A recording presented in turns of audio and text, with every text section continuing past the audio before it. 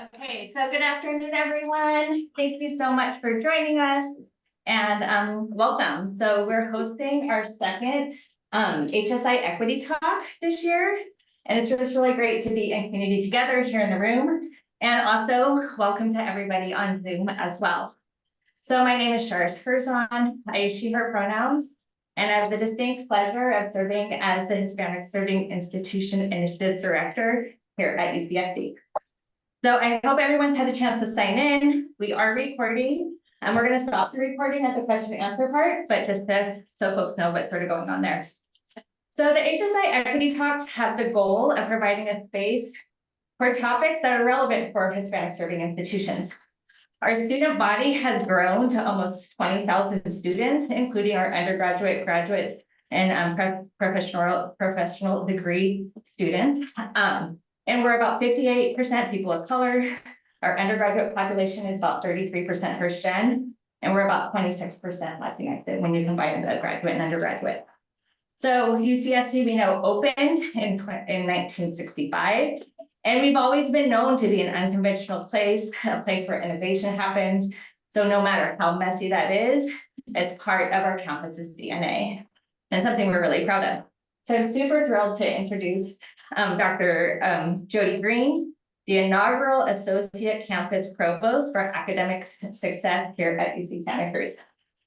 So although Equity Talks started in that format about 8 years ago, it's been on a bit of a hiatus. So as our planning committee gathered, and shout out to Angel, Maria, Elena, we wanted to identify folks who have been there, who have not maybe necessarily always been at the previous HSI event speakers, and invite those who really center their work in praxis, equity, and servingness, and have really shown that their daily actions provide evidence to this commitment. So Jody came to the campus in 1998 as a professor in literature, feminist studies, and the history of consciousness. I had the pleasure of working with Jody as we experimented with the role of a tutor in the Lit 101 course. So it was really no surprise to me that Jody was a recipient of multiple teaching awards and the founding director of the Teaching and Learning Center. So interestingly, as Jody was appointed the director of the Teaching and Learning Center in 2016, we had just received the UCSC, the second HSI STEM UCSC grant, as it was an HSI STEM grant. So I was fairly new to the HSI team at the time. And so Jody and I would constantly run into each other at various meetings or just walking through campus. And we find this common passion about brainstorming about how a vision for how the Teaching and Learning Center could really be built with HSI at its core. And so over the years, we've been co-conspirators along with others, innovating and incubating programs such as the Inclusive Graduate Student Pedagogy Workshops, Project Real, the Departmental Equity Dashboard, and Selfie. So it's been such a pleasure, Jody. I'm so happy that you're here to give this second talk. And so as I turn it over to you, I want to thank you for your leadership and for you always asking this constant question of yourselves and to others of what does it mean for us, for me and my role, my relationship to the institution, my relationship to the institution, commitment to students, that we are a Hispanic serving institution. So as each of you consider that question, please join me in welcoming Jody.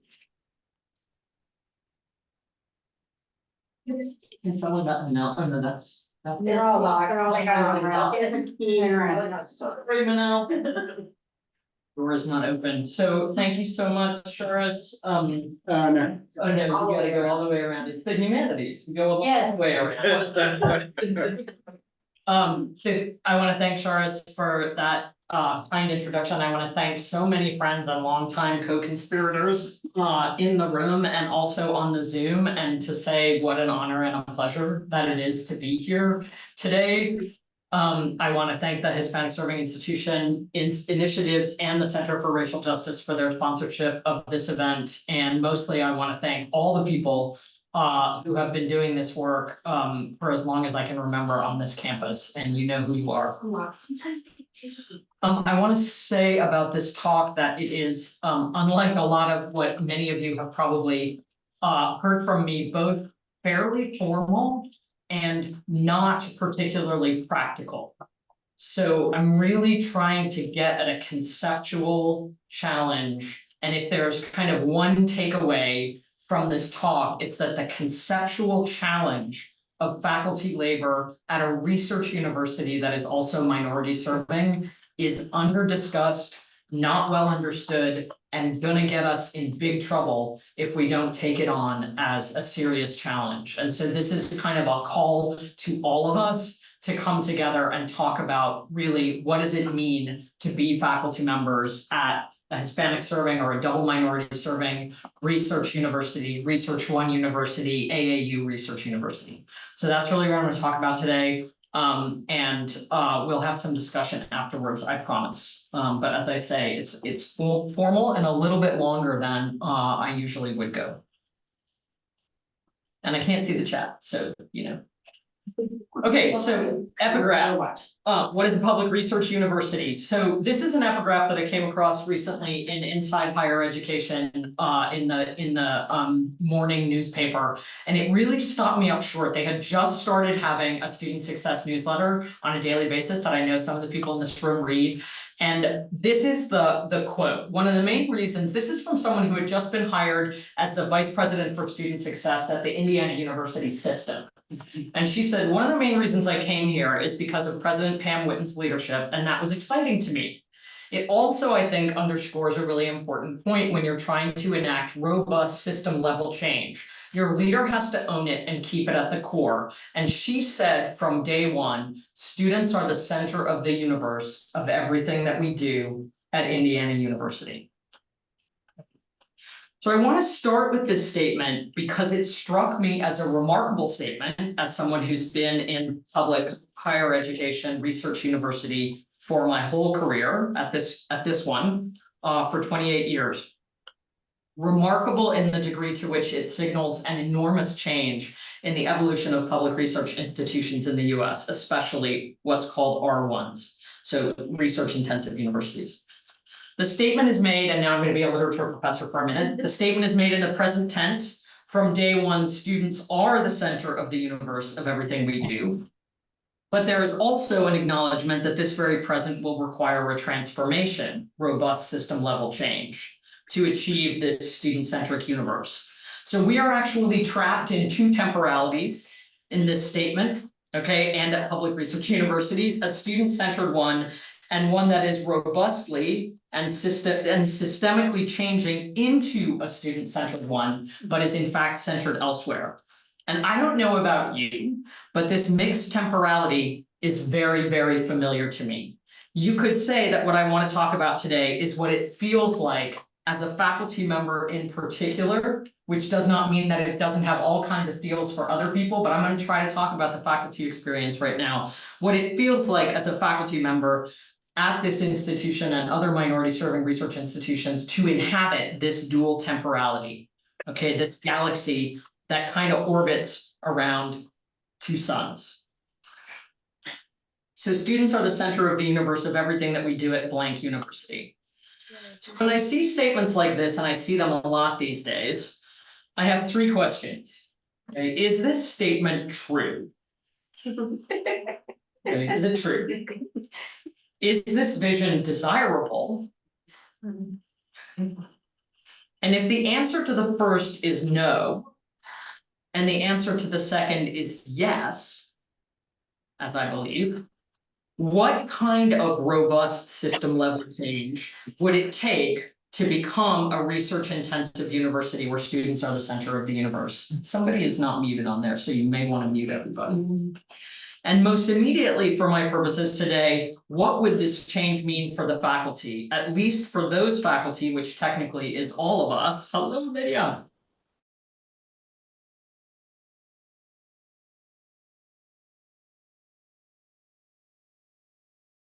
Responsibilities. Whoops. Okay, I'm going to go back. When I needed all of them. So is this statement true? Is this vision desirable? If the answer to the first question is no, and the answer to the second question is yes, what kind of system level change would it take to become a research intensive university where students are the center of the universe? And most immediately, for my purposes today, what would this change mean for the faculty? Especially, but not only, for those faculty tasked with balancing research, teaching, and institutional leadership. So how could those faculty, which is to say us, how could we fulfill our new responsibilities and our ongoing ones without coming apart at the seams?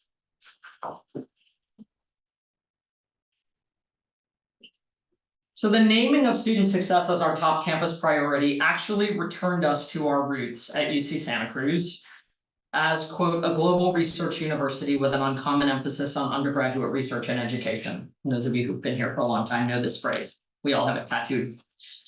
So now there is an emphasis on measurability and equity by improving retention and graduation rates and closing equity gaps. Okay, that's new.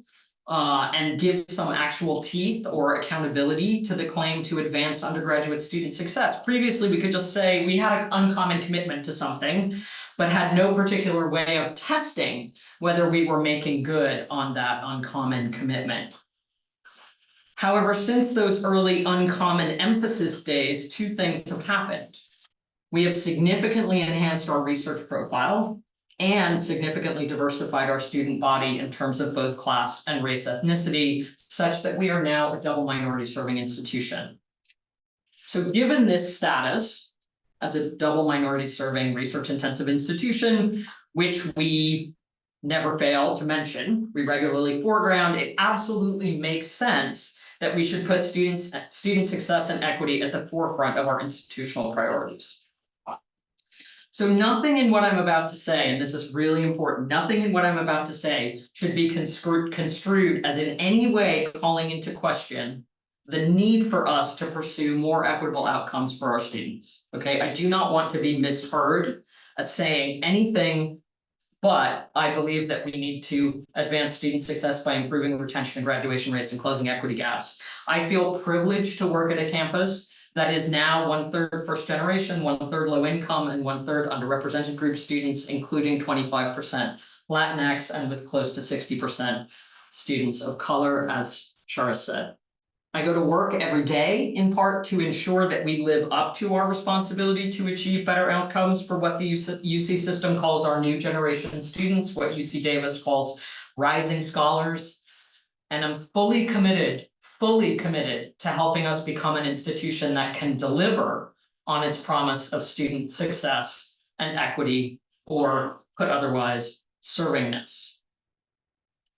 What I want to think about today is not so much the whether as the how of the current moment of change and the priorities of public research universities like our own, the world's leading research institutions, towards a primary focus on student success and equity.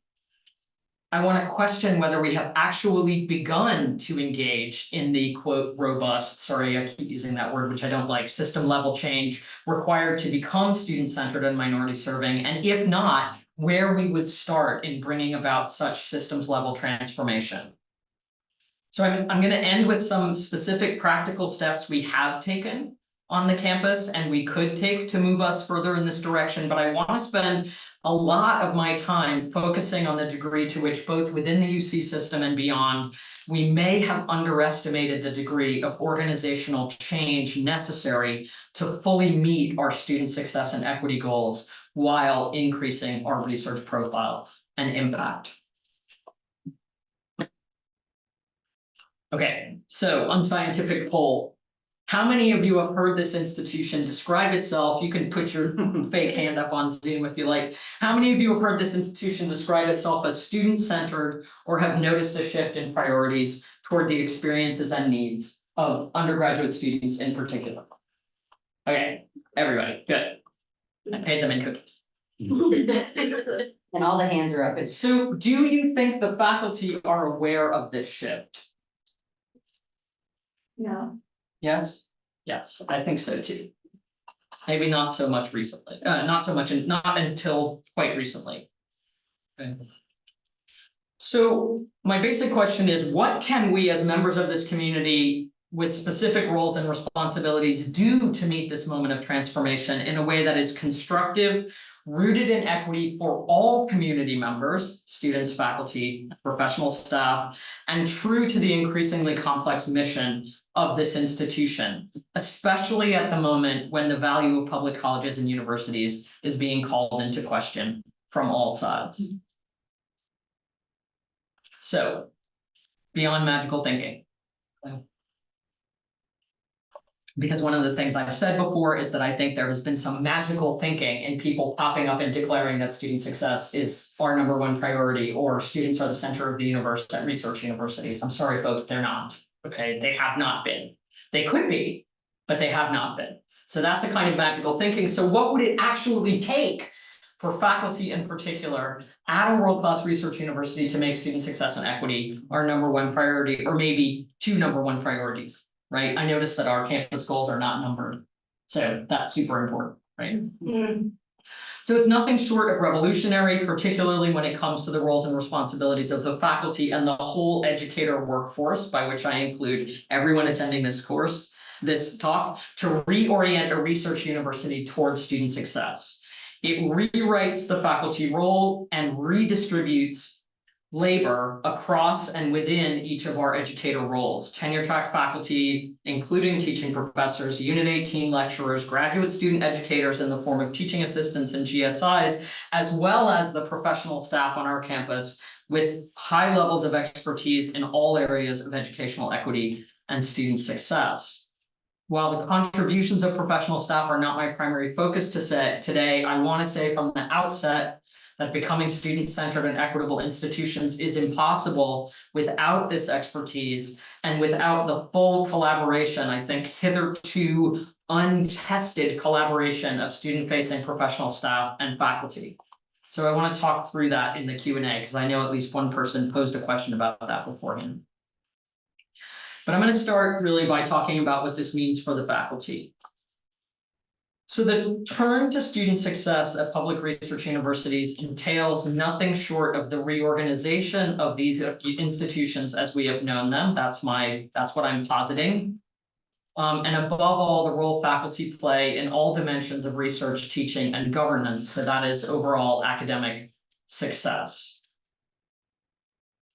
Okay, and I really like this quote. So this comes from a piece in Forbes magazine called "The Teaching and Research Balancing Act, Are Universities Teetering?" Okay, by a guy named David Rosowski. And he is talking about research universities. Because he's writing in Forbes, he just calls them universities, but he's actually just talking about research-intensive universities. And at the very beginning, I think he gets some history wrong, but don't worry about that. As universities have grown in mission, scope, budget, complexity, and services provided, expectations of faculty, and in particular those on the tenure track working toward rank promotion and being granted academic tenure, have increased. Probably not going to get an argument there. The expectation for great teaching, and I want to say, I don't think that was at the beginning of research universities, but anyway, we can tell the history. The expectation for great teaching has given way to great teaching and engagement in scholarship. This has given way to great teaching and great research, as measured by scholarly publications and graduate students supervised. This has given way to great teaching and great research and being able to attract significant extramural funding. We then added new expectations around transferring that research to the broader public, so-called broader impacts. We then added expectations around student success, and then student recruitment, and then student retention, and then student satisfaction, and then student mental health, and then other support services. This path is not sustainable. Okay, so this is what it feels like to be a faculty member at this time. Okay, it's this, what I call additive model of and. And let's notice that nothing got taken off the plate, right? We just went and for the last probably 40 years.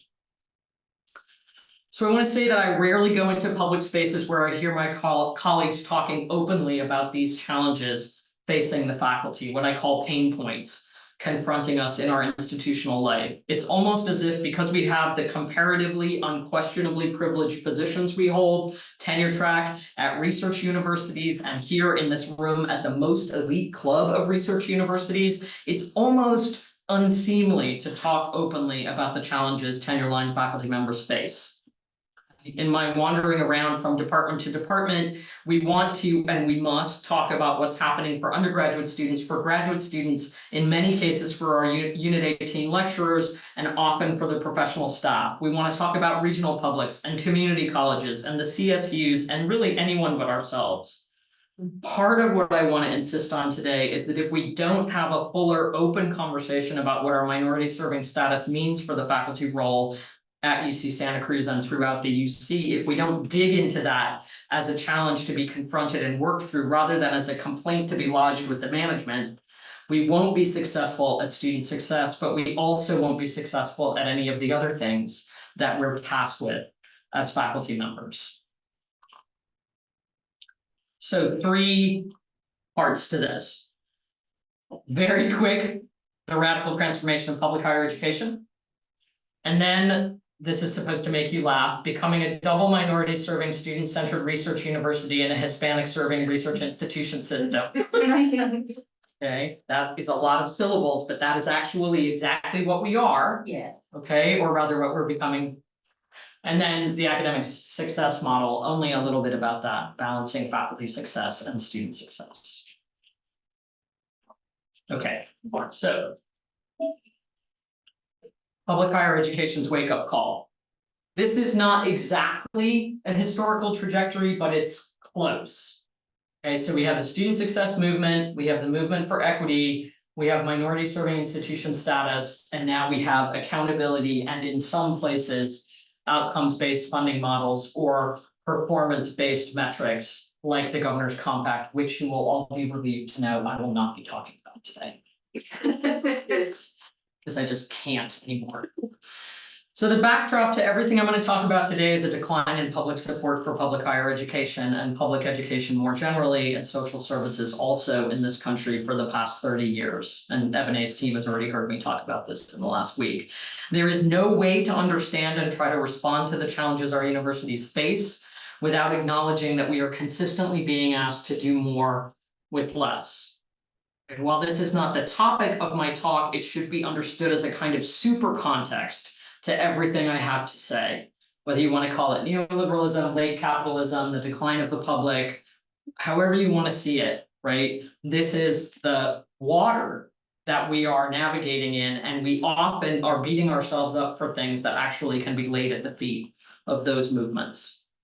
So we have seen a sincere effort to significantly expand access to public higher education, most notably in California, at the same time as there has been a movement to defund those various systems of public education and transfer the costs of a public university education to students and their families, many of whom cannot afford to pay those costs.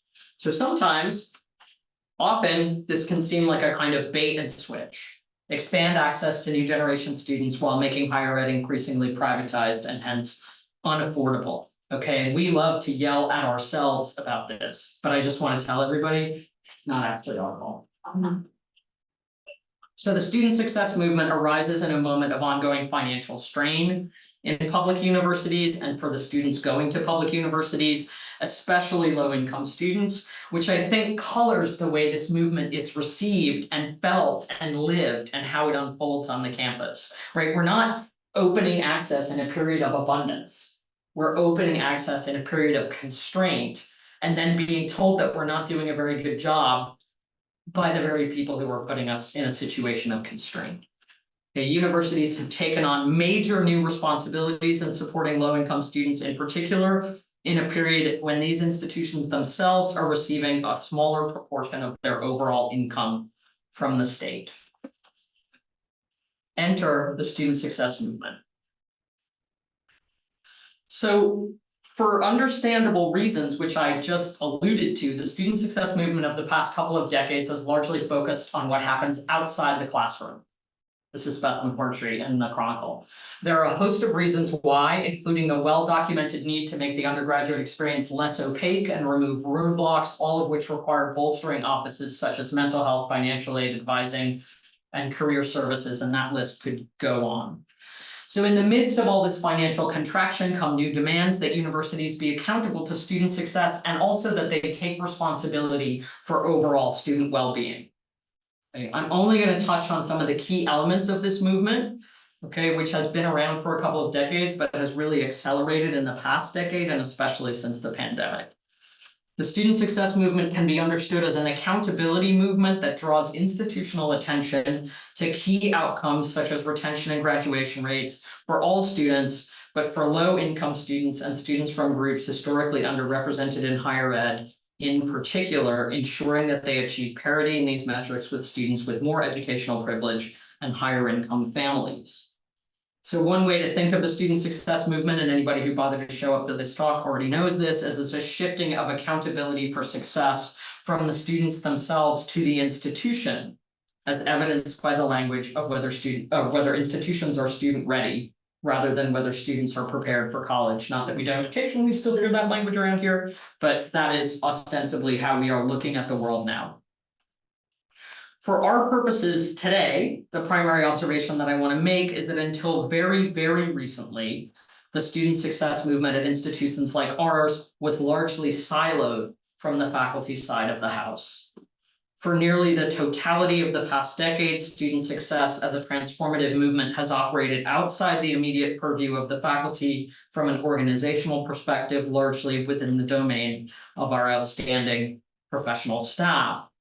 The accountability for being student ready, for removing roadblocks, for serving the whole student has taken place in what is sometimes referred to as the other university, which is not a pejorative term. It's just a way of describing that we've ended up with two institutions that are sometimes at odds with each other in offices of mental health, financial aid advising, resource centers, career services, and all the dimensions of what used to be called student affairs. And there are student affairs professionals who know this history better than I in this room. Okay, so there has also been a resource reallocation that's gone along with this. Spending on instruction has not kept pace. So the student success movement sidestepped teaching. Beth McMurtry says spending on instruction has not kept pace. A Chronicle analysis shows that on average institutions increased their total expenses by 105% from 2005 to 2021. Instructional spending increased by only 93%. I would think the gap was larger, quite frankly. Meanwhile, growth in spending on student support and academic support outpaced total expenses in nearly every Carnegie classification. That may well be because we were significantly underspending on those things previously. Okay, the point is not that we shouldn't have spent that money. The point is that it has significantly outstripped the spending on instruction. So the institution's resources, financial, but also human resources and reputational resources and beyond have shifted in the direction of students and their experiences and outcomes. And yet this has largely happened without the involvement of the faculty, which is a curious development given how research universities in particular are supposed to be run and governed. The idea that faculty themselves bear some responsibility for the success of students is actually quite a new idea.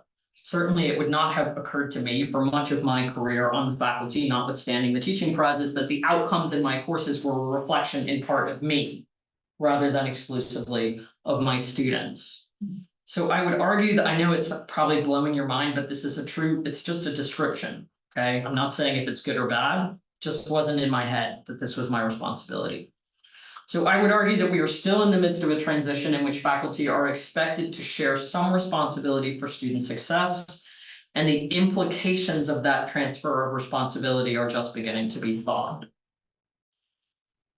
So I want us to be attentive to the language of values as they appear in these debates and throughout these slides. Do we value good teaching? Beth asks. Okay, do institutions value good teaching? Does this or that faculty member care about teaching? Do they care about students?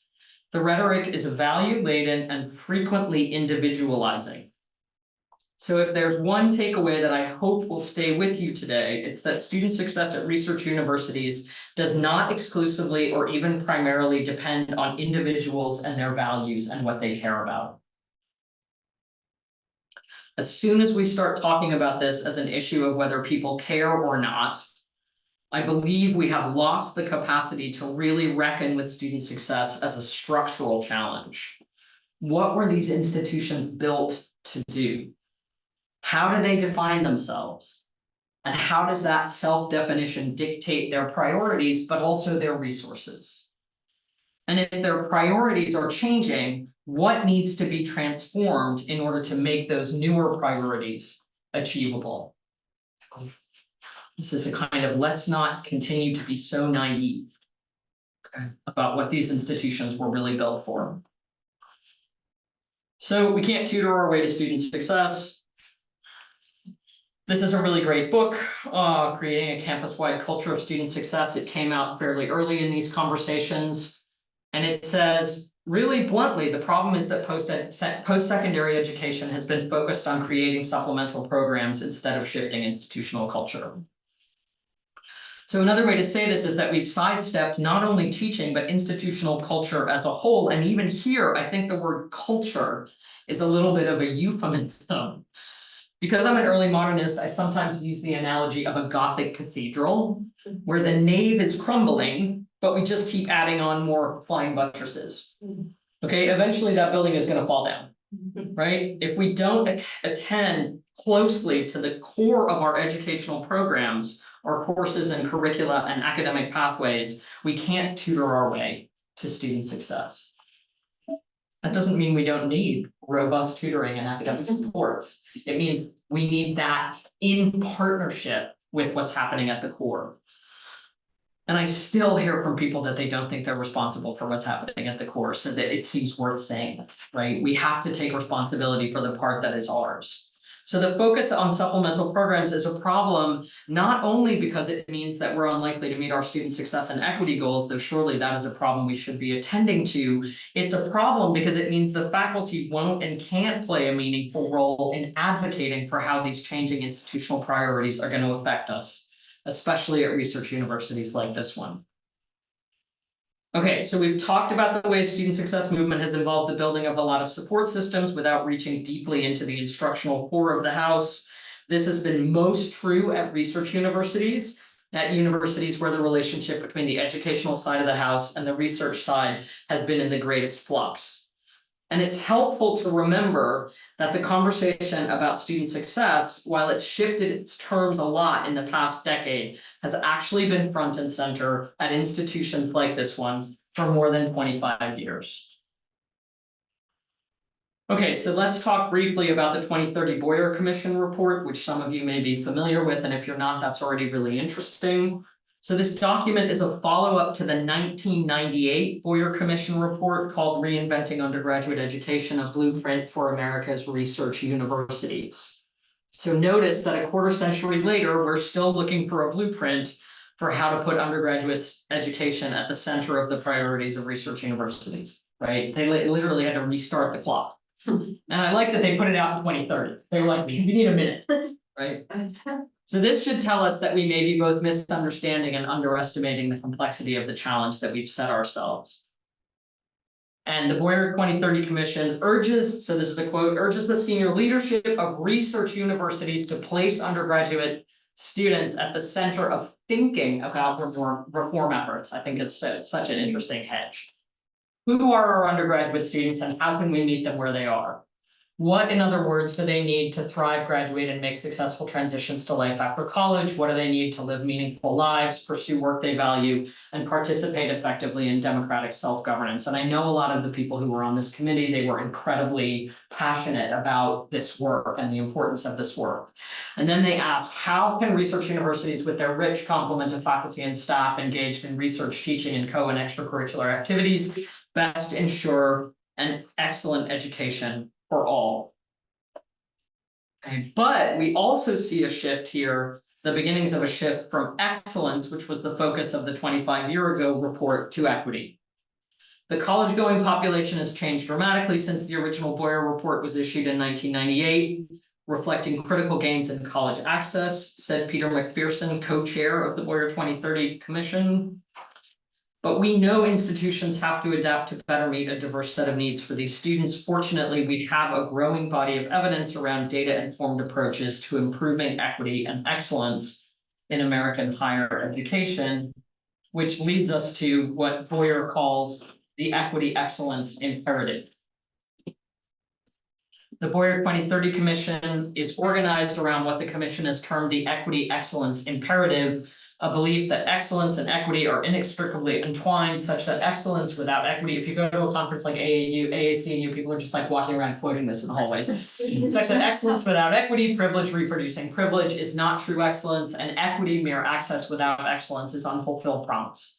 Okay, so this is great. Like the message has filtered all the way up, right, to the top research universities represented in Boyer.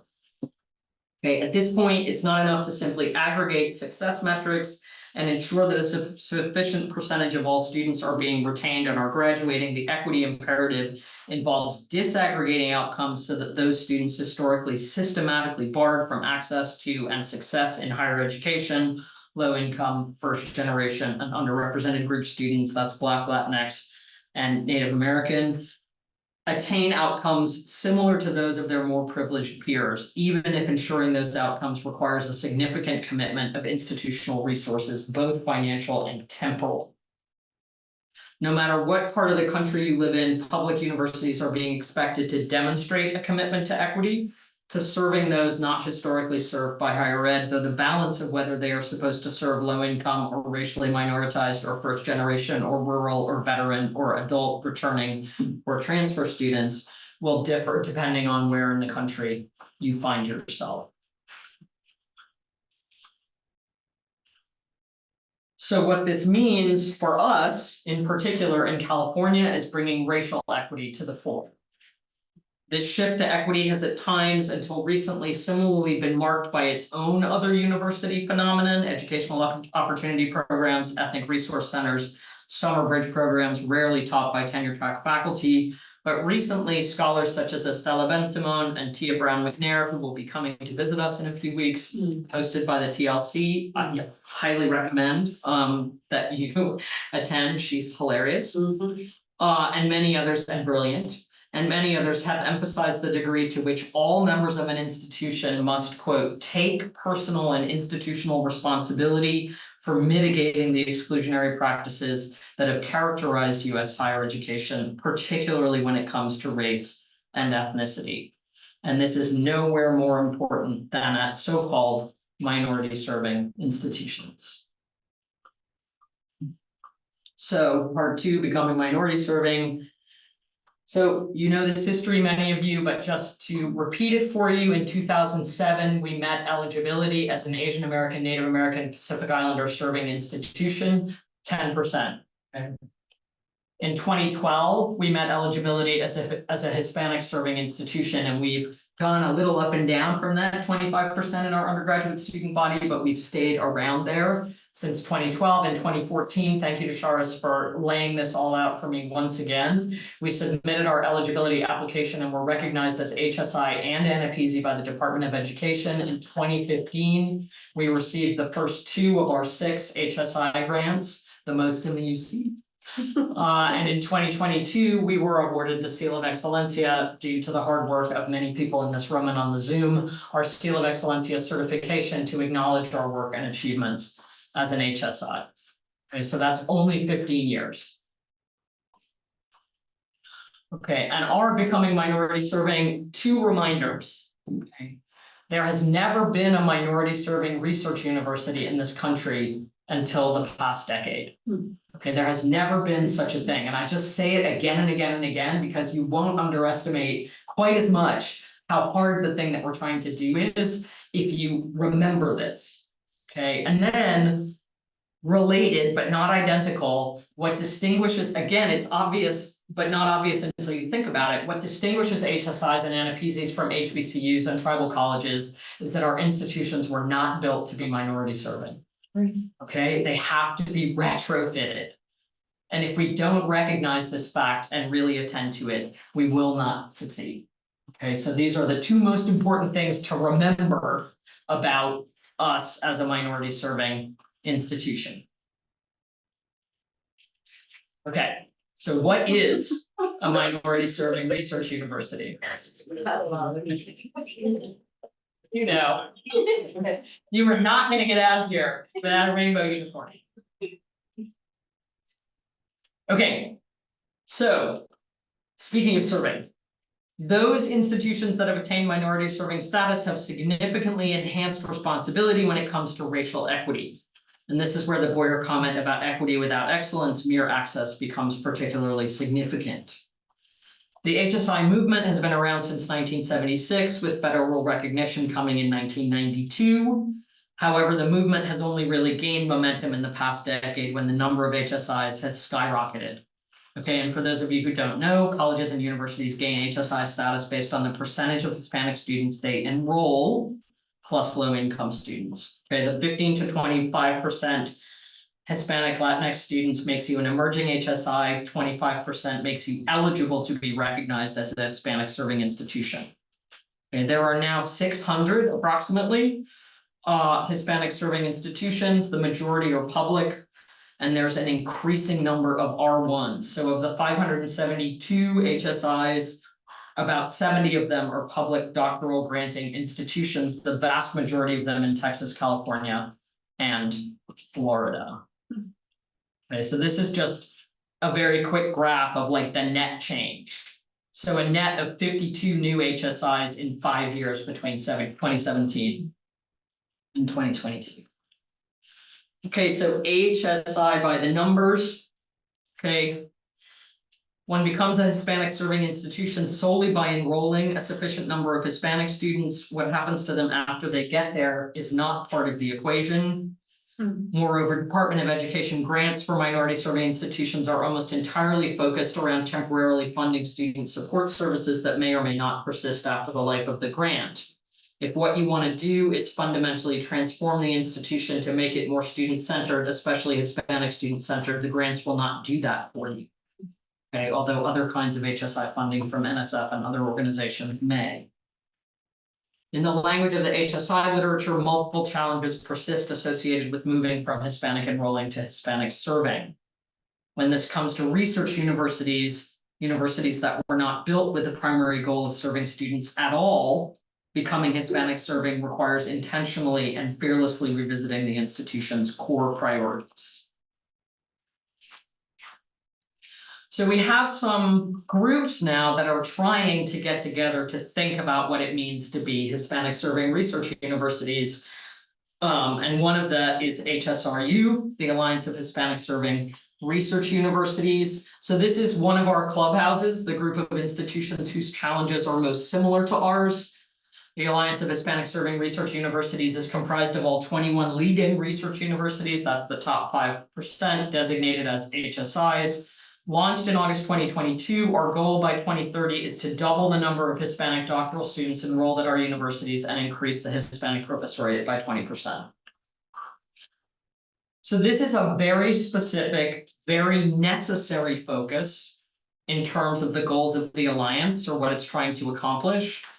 But as far as I can tell, it doesn't think of itself necessarily as a think tank for imagining what it means to be a planet that orbits around two suns. Okay, it's trying to add more Hispanic professors, which we absolutely need in order to be successful, but it doesn't really think about what does that mean for everybody else. And if we don't think about that, then we will bring in more Hispanic professors and they will be exploited. That's what will happen.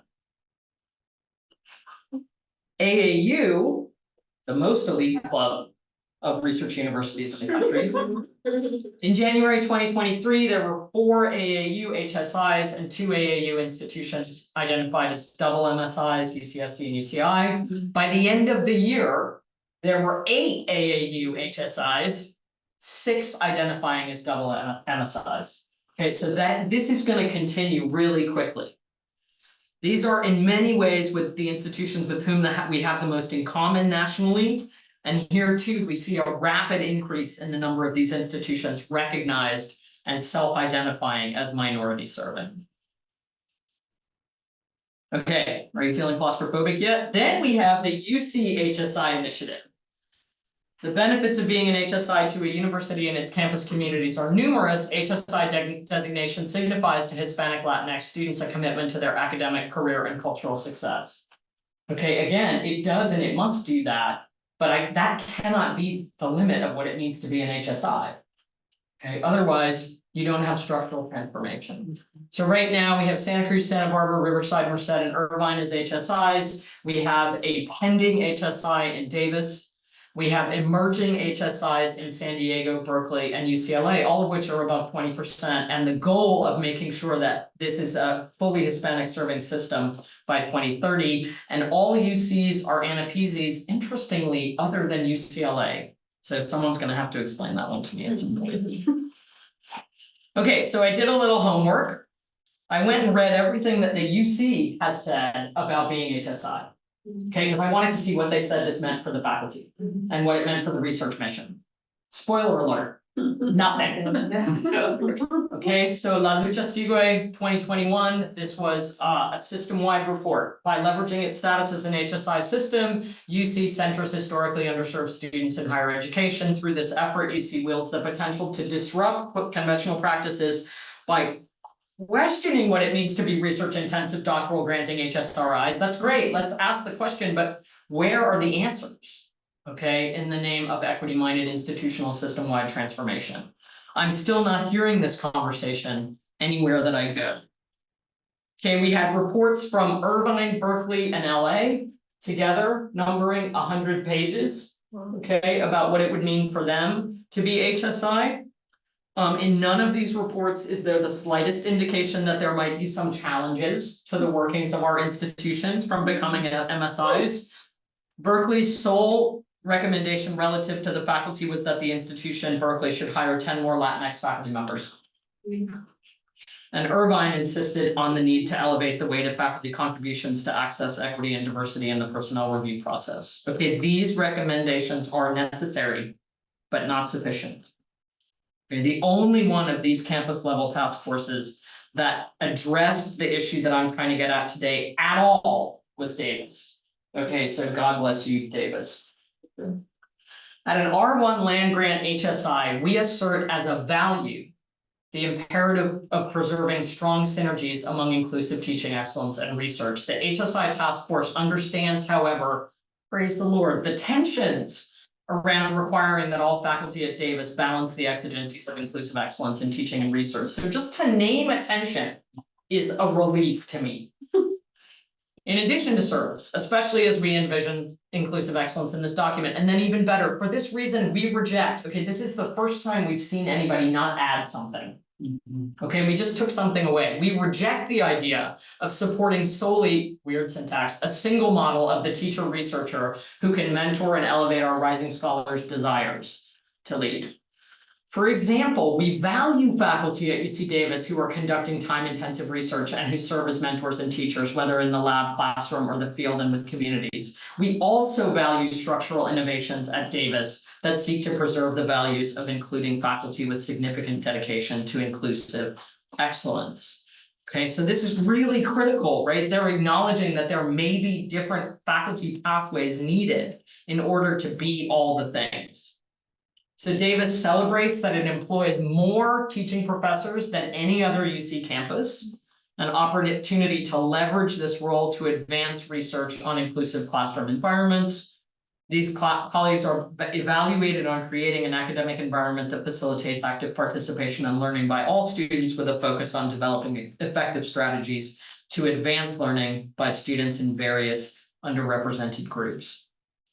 So these are critical pieces of the puzzle that Davis is recognizing in advance of becoming HSI, that teaching professors will play an essential role. And for those of you who haven't seen this a million times, okay, so the overall tenure and tenure track, what in this slide means research professors in the years between 2011 and 2021 grew 15%, teaching professor track grew 187% across the system. Okay, so we're recognizing teaching professors as an essential piece of this. Okay, but then they walk it back in a way that I appreciate. The responsibility of creating inclusive classrooms and participating in pedagogy innovation projects should not be exclusive to the teaching professor appointment. All faculty need to be incentivized, not badgered, not shamed, not castigated, incentivized to create inclusive classrooms and to mentoring students, which is obviously the philosophy that we've tried to take here at UC Santa Cruz. And then finally, my favorite quote: as the HSI task force, Davis HSI task force pushed deeper into conversations about teaching, we could not help but delve into those pernicious issues in higher education that go well beyond the scope of HSI. So they met a pain point and named it. Okay, which is what I think we need to start doing. So this comment is specifically in relation to the reliance on Unit 18 lecturers, which is much greater at Davis than it is here, but that doesn't mean that it's not also a pernicious effect here, okay, that we are not addressing the situation of Unit 18 lecturers. They say we encourage the institution to think in a principled way about its commitment to students as it pursues innovations around the integration and training of Unit 18 lecturers with respect to our rising scholars. Even those hired because of their skills in teaching can benefit from training and development around cultural and educational equity. So taking seriously the challenges of becoming minority serving will require close attention to the labor issues that are prevalent throughout public higher education and from which the UC is not immune. Issues that can easily be traced back to some of the comments about the public funding of higher education with which I began. So 3 theses on the faculty role in student success at minority-serving research universities. So the first is that the challenges facing public higher education are structural and organizational, not primarily moral or ethical. These challenges cannot be fixed exclusively by changing the practices or the mindsets of individuals. Those changes are necessary but not sufficient, since the problems as a whole require collective institutional solutions. And finally, in order to be successful at becoming student-centered institutions or more student-centered institutions, we're going to have to abandon the additive model of equity and student success and show up for the difficult work of deep and sustainable redefinition, reorganization, and redistribution of faculty and instructional labor. So we're going to have to come up with a strategy, and that strategy is going to have to balance student success and faculty success. So you know what this is, because at UC Santa Cruz, we call it the strategy of academic success.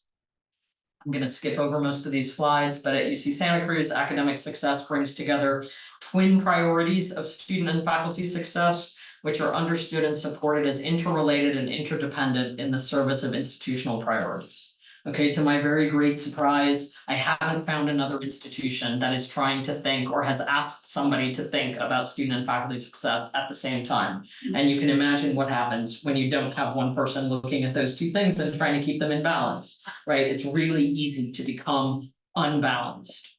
So academic success efforts include or should include clarifying the faculty role in student success, taking a design approach to improving courses and curricula, increasing the number of teaching professors, comprehensive early career faculty development, widely available support for teaching development at all stages and in all roles, department chair training, which we have here now called the leadership for equity and accountability for department chairs, because the department is the fundamental unit of change at research universities. Faculty leadership roles to steer and steward academic success, and revisiting the expectations for faculty labor at all stages of our careers. So to me, these are the really critical levers that we have to pull in thinking about our academic success strategy. So I'm not going to go through all the things that we've done here because I think you know most of them. I'm going to leap ahead. Actually, am I going to leap ahead to there? Okay, no, I'm going to go to a kind of a closing provocation. Okay.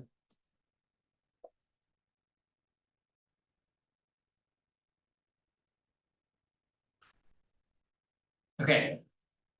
So in Transforming Hispanic-Serving Institutions for Equity and Justice, there are 4 paragraphs on the changing nature of the faculty role.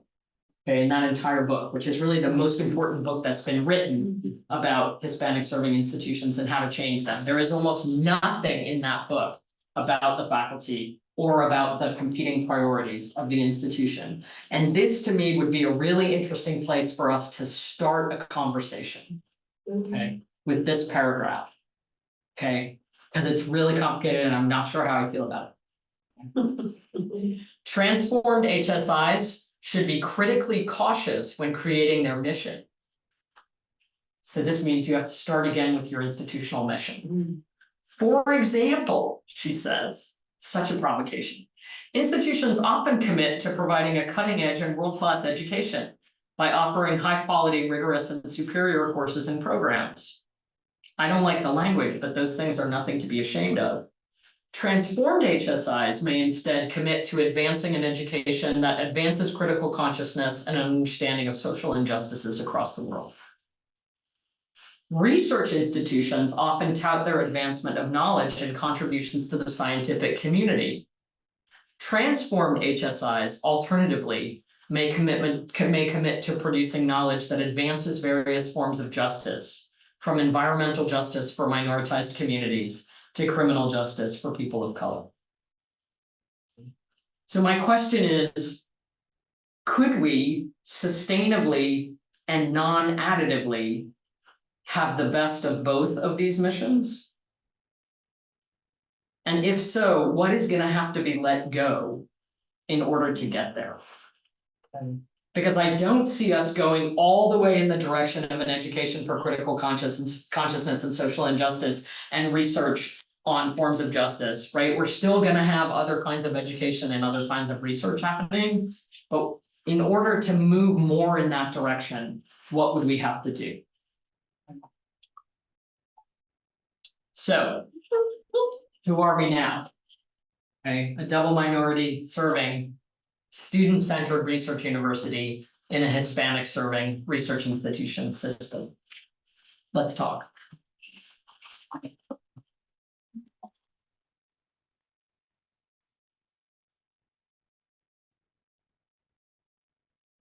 Who's gonna monitor?